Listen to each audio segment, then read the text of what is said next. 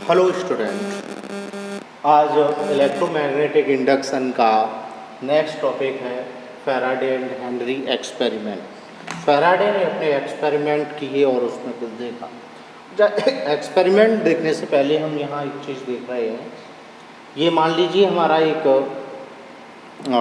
Circular ring है, coil है, और अगर उसमें इस तरह से करंट फ्लो हो रहा है तो हम यहाँ पर अपर फेस है, ये सामने दिख रहा है, ये अपर फेस है, पीछे वाला है जो पीछे से दिखेगा वो डाउन फेस होगा, डाउन फेस, ये अपर फेस है। यहाँ पर इस तरह से एंटी क्लॉकवाइज अगर करंट फ्लो हो रहा है तो यहाँ पर ये हो जाएगा हमारा एन पोल। पॉलरिटी इसकी मैग्नेट फील्ड की यहाँ होगी, मैग्नेट की पॉलरिटी होगी यहाँ पर एन पोल। और अगर इस तरह से क्लॉकवाइज अगर यहाँ पर करंट फ्लो हो रहा है तो यहाँ पर इसकी पॉलरिटी होगी साउथ पोल। अब यहाँ से हम यहाँ इससे हट के यहाँ टॉपिक देख रहे हैं एक्सपेरिमेंट। तो फैराडे ने जो एक्सपेरिमेंट किया वो इस तरह से, उन्होंने कॉइल ली, इसका नाम है C1। उन्होंने कॉइल ली और कॉइल में गैल्वेनोमीटर कनेक्ट कर लिया और ये कई टर्न है कॉइल के, और इसमें यहाँ पर एक ये बार मैग्नेट लिया। बार मैग्नेट एक स्टेट मैग्नेट होता है जिसमें N और S पोल होते हैं, और उन्होंने इस बार मैग्नेट को कॉइल की तरफ towards coil, move towards coil. जैसे ही ये बार मैग्नेट कॉइल की तरफ चला तो वैसे क्या देखते हैं कि इस कॉइल में यहाँ गैल्वेनोमीटर में एक डिफ्लेक्शन शो होता है। ये deflection indicates induced current in coil. Coil में करंट प्रोड्यूस हो रहा है, इंड्यूस हो रहा है, उसको ये शो कर रहा है। नेक्स्ट उन्होंने अपने इसी प्रैक्टिकल का नेक्स्ट देखा कि जैसे ही हम इस बार मैग्नेट को अभी दूर करते हैं वैसे ही यहाँ पर जो गैल्वेनोमीटर है उसका डिफ्लेक्शन अपोजिट हो जाता है, which indicate induced current but opposite direction. यहाँ जो इंड्यूस्ड करंट है वो अपोजिट डायरेक्शन में है। और फिर यहाँ देखा अगर ये स्टेशनरी कर दिया जाए तो यहाँ पर नो डिफ्लेक्शन, तो वहाँ कोई डिफ्लेक्शन नहीं होता। ये तब तक डिफ्लेक्शन शो होता है, ये last as long as bar magnet is in motion. जब तक ये बार मैग्नेट मोशन में होगा तब तक यहाँ पर डिफ्लेक्शन शो होगा, और अगर ये बार मैग्नेट स्टेशनरी हो जाएगा तो ये डिफ्लेक्शन भी रुक जाएगा। फिर उन्होंने इसको स्टेशनरी कर लिया, कॉइल को मूव किया, तो कॉइल को मूव किया तब फिर उन्होंने देखा कि यहाँ डिफ्लेक्शन हो रहा है, यहाँ भी डिफ्लेक्शन हो रहा है। फिर उन्होंने इसको चेंज कर लिया, S को इधर कर लिया, N को उधर कर लिया। फिर से वही रिवीजन उसका प्रैक्टिकल किया तो फिर से देखा कि यहाँ डिफ्लेक्शन शो हो रहा है। जब इसको स्टेशनरी कर लिया तो यहाँ पर डिफ्लेक्शन 0 हो गया। फिर उन्होंने सेकंड एक्सपेरिमेंट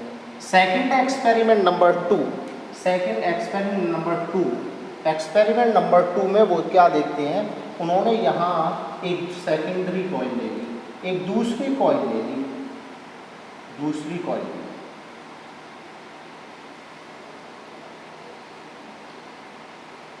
और ये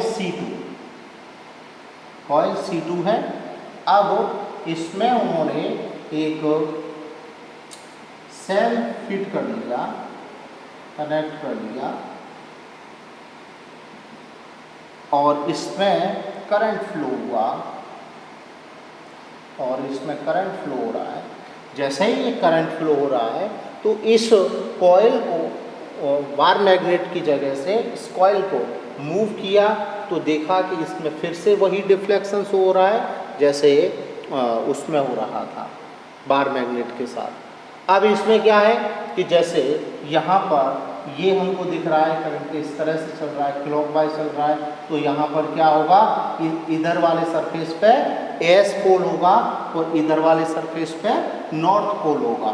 अब यहाँ नॉर्थ पोल होगा तो इसमें से क्या निकल रही होंगी, मैग्नेटिक फील्ड लाइंस।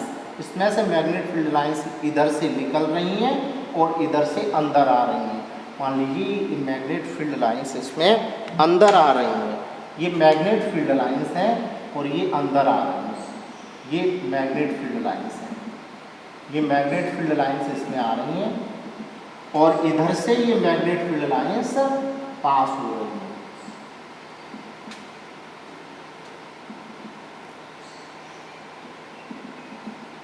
ये मैग्नेटिक फील्ड लाइंस इसमें से पास हो रही हैं। तो यहाँ देखते हैं कि जो मैग्नेट फील्ड लाइंस है, ये मैग्नेट की फील्ड लाइंस हैं, वो इसमें मैग्नेटिक एन और एस पोलैरिटी के कारण होंगी और ये magnet field lines secondary coil के सरफेस से जब पास होंगी तो यहाँ पर वो flux passing through the surface is known as flux, यहाँ फ्लक्स होगा और जब हम इसको मूव करते हैं तो ये फ्लक्स चेंज होगा। जब हम इसको पास लाएंगे तो मैग्नेट फील्ड लाइंस यहाँ ज़्यादा होंगी, जब इसको दूर ले जाते हैं तो यहाँ मैग्नेट फील्ड लाइंस कम होंगी। तो इस सरफेस के अंदर क्या होगा, इस सेकेंड C1 कॉइल के सरफेस के अंदर मैग्नेट फ्लक्स चेंज होगा और इस मैग्नेट फ्लक्स के चेंज होने से यहाँ पर एक इंड्यूस्ड EMF आ रहा है, एक इंड्यूस्ड करंट प्रोड्यूस हो रहा है। सेम यहाँ पे हो रहा है। एक्सपेरिमेंट नंबर 3 में भी उन्होंने इस तरह से देखा। एक्सपेरिमेंट नंबर 3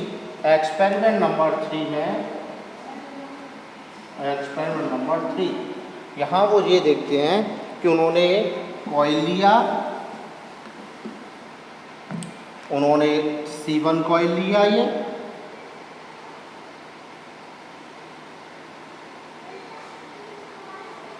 और यहाँ C2 कॉइल लिया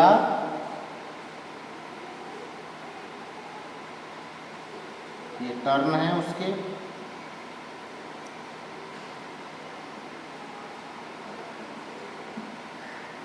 और इस वाले में एक गैल्वेनोमीटर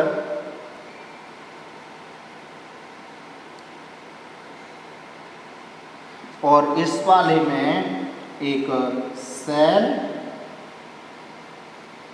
और टैपिंग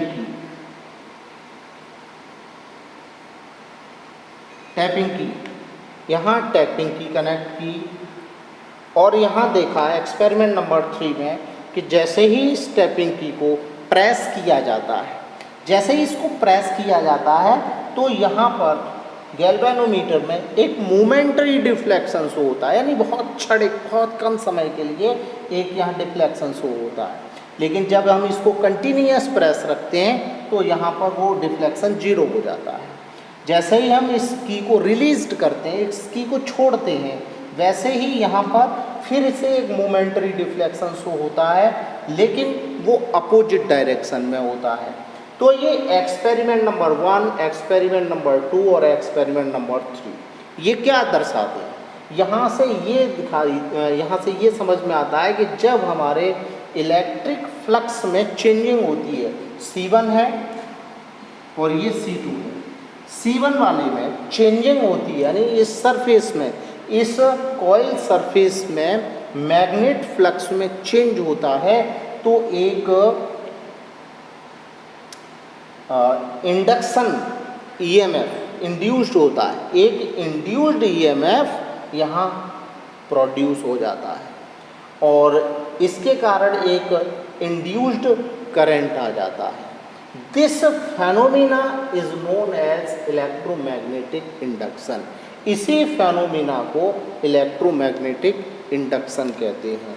तो इलेक्ट्रोमैग्नेटिक इंडक्शन की डेफिनेशन हो जाएगी, इलेक्ट्रोमैग्नेटिक इंडक्शन की डेफिनेशन हो जाएगी the change of flux, the change of flux in coil और circuit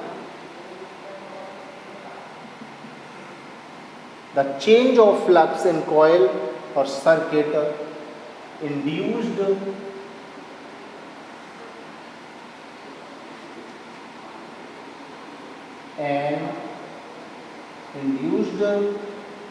an EMF or current in coil or circuit. This phenomena known as EMI.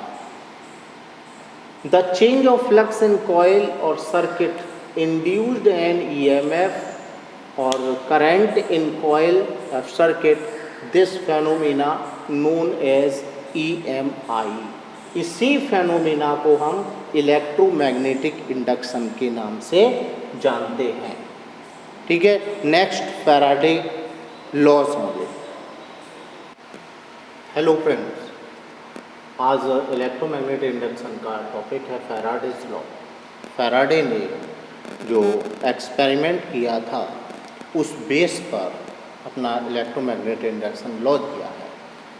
वो law उन्होंने बताया कि जब किसी कॉइल में पास में मैग्नेट लेके आते हैं तो उसमें मोमेंटरी या उसमें एक इंड्यूस्ड ईएमएफ आ जाता है और कंसीक्वेंटली उसमें करंट भी आता है, और जब उसको अभी दूर ले जाते हैं तब भी उसमें अपोजिट डायरेक्शन में एक ईएमएफ और कंसीक्वेंटली करंट होता है। उसी बेसिस पर फॉर्मुलेटेड किया फैराडेज लॉ। फैराडे ने अपने एक्सपेरिमेंट के बेसिस पर 2 लॉ फॉर्मुलेटेड की। उसमें फर्स्ट लॉ है, when ever magnetic flux linked with coil, किसी कॉइल से मैग्नेटिक फ्लक्स लिंक होगा चेंज, और वो चेंज हो रहा है एन ईएमएफ एंड करंट, उसमें ईएमएफ और उसका कंसीक्वेंटली करंट इज इंड्यूस्ड, उसमें इंड्यूस्ड हो जाता है इन द सर्किट या कॉइल। तो कॉइल या सर्किट बना हुआ है उसके अंदर अगर मैग्नेट फ्लक्स चेंज हो रहा है तो उसके चेंज होने से उसमें एक ईएमएफ या करंट उसमें प्रोड्यूस और करंट प्रोड्यूस होता है।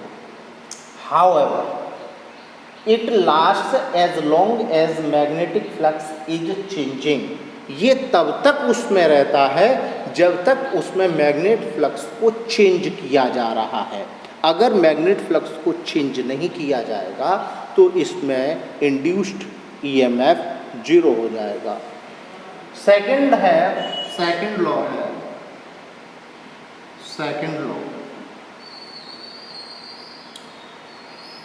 The rate change of magnetic flux in the coil or circuit is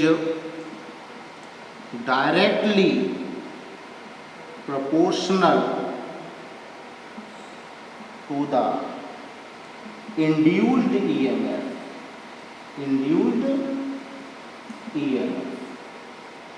The rate change of magnetic flux in coil is directly proportional to induced EMF. उस coil में induced EMF के directly proportional होता है, यानी E proportional to d∅/dt। यहाँ हम इसको note कर सकते हैं, E equals to K d∅/dt, but K is unit, E is equal to d∅/dt, और यहाँ एक नेगेटिव साइन आता है। ये शो करता है कि उसके अंदर induced EMF it opposes to produce itself, वो उसी का विरोध करता है जिससे वह खुद प्रोड्यूस हुआ है। इसको लेंज लॉ के नाम से भी जानते हैं। लेंज लॉ में इसका एक्सप्लेनेशन है कि किसी भी कॉइल के अंदर जो इंड्यूस्ड ईएमएफ है वो उसी का अपोज करता है जिससे वो खुद इंड्यूस्ड हो रहा है। नेक्स्ट में लेंज टॉपिक।